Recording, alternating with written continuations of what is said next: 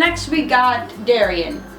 He says, what is unique about Oswego? What does it have to offer that other SUNY schools don't? Basically, why Oswego? And when do you sign up for sports? First of all, we got a lake. So, like I've said in previous videos, but I can repeat it here again.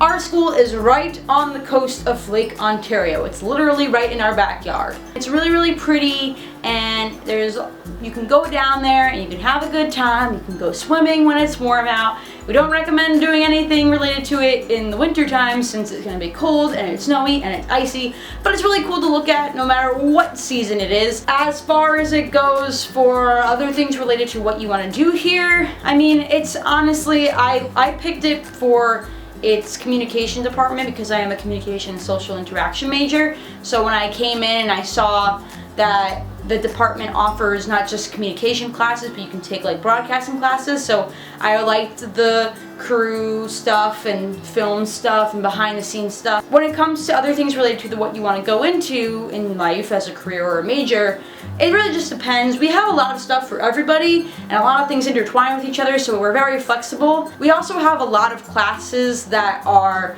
not lecture hall classes. So you do have lecture hall classes, but you also have classes that are more like with maybe 15 people at most, and you just sit and you can have a conversation discussion with the professor and they get to know you, and it's just a great way for you to feel like you're in a big place but you're still able to connect with people in a one-on-one fashion. Compared to other SUNY schools, I picked Oswego because I just love the campus feel. I love the life here. I like the community aspect of it.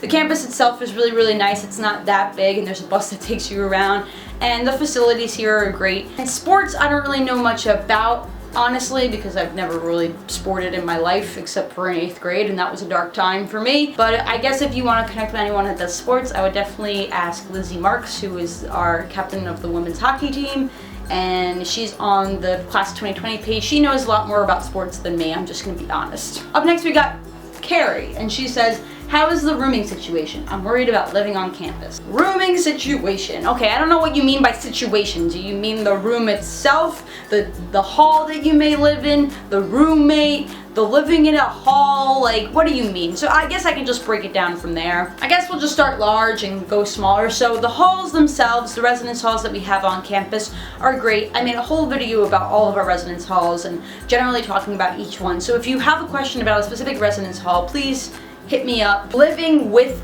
people in general is an adjustment. I mean, you have to get used to living in a building with a lot of other people who may not have the same type of scheduling as you. They might be morning people, you may not be. They might be night people, you may not be. And you're gonna wake up at 2 o'clock in the morning and you're gonna be like, oh my God, shut up, stop yelling out my window. You're gonna get used to just living in a communal area with people when you walk into the bathroom and someone forgot to flush, or you walk into the shower and you have to wait. Like, it just kind of just happens and you have to accept it, and that's just what it's like living in a residence hall. I made a video on roommates with my old roommate Sarah Brill, so if you want to watch that video, go ahead. But basically, roommates, you're gonna have to live with someone for the most part, and it may be with someone completely random, and maybe with someone that you chose on this Facebook group that you're on, and sometimes the people that you meet on this Facebook group you might hate. It's very, very different living with someone and being best friends with someone, or just picking someone and not really knowing how they're gonna live, because everybody lives differently. Next question is from Wilson, and he says, hey Alyssa, I had a question about minors because I believe you took one in creative writing. No? I was just wondering, in your experience, how much of a workload did it bring on? Thank you, Wilson, for asking this question, because I rarely get questions about minors. So let me tell you a quick story about why I picked my minor and why I added one in the first place. I came in just being a communication and social interaction major,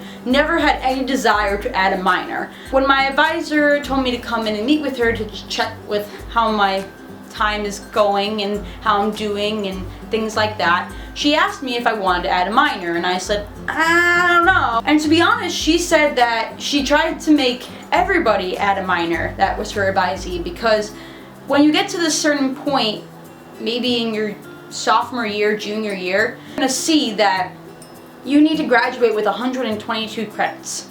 But once you complete all your requirements, you still have to take classes because you're not done with 122 credits. So what do? Do you just take a random bunch of classes that won't really teach you that much?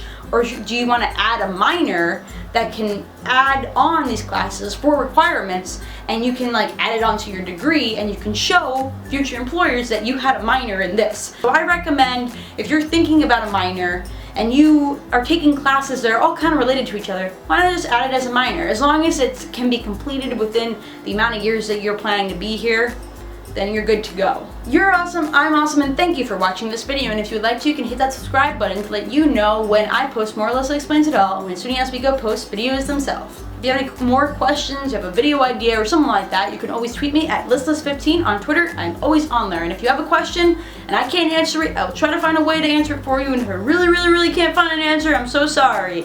There's just so much I can know and so much that we can learn from each other. See you guys around. Woo!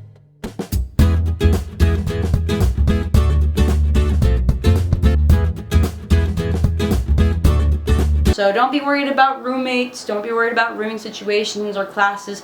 Have the time of your life. The stress is almost over. You're gonna have a break and then it's gonna come back. But that's okay, it's gonna be all new stress, so it's okay.